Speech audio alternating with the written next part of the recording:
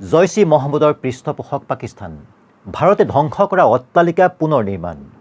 বাহাৱালপুৰৰ মাৰ্কাজ সুবহানাল্লাহ চৌহদত থকা জৈশ ই মহম্মদৰ মুখ্য কাৰ্যালয় পুনৰ নিৰ্মাণ কৰা হৈছে। সন্ত্ৰাসবাদৰ পৃষ্ঠপোষকতা কৰা পাকিস্তান নিজৰ স্থিতিৰ পৰা আঁতৰি অহা নাই।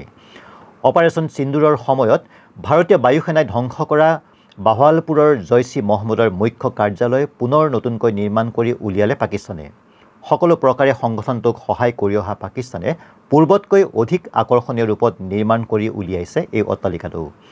ৰাষ্ট্ৰসংঘ তথা মাৰ্কিন যুক্তৰাষ্ট্ৰই জৈশ ই মহম্মদক দুৰ্ধৰ্ষ সন্ত্ৰাসবাদী সংগঠন বুলি অভিহিত কৰি নিষিদ্ধ ঘোষণা কৰিছিল।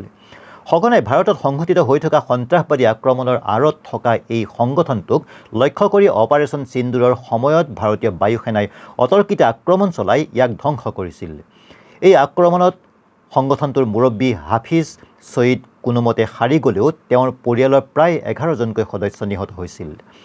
প্ৰয়োজন সাপেক্ষে সন্ত্ৰাসবাদৰ সৈতে কোনো সম্পৰ্ক নথকা বুলি দাবী কৰি অহা পাকিস্তান যে প্ৰকৃততে জৈশ ই মহম্মদৰ দৰে সন্ত্ৰাসবাদী সংগঠনৰ পৃষ্ঠপোষক সেই কথাই যেন পুনৰ প্ৰমাণ কৰিলে দেশখনে।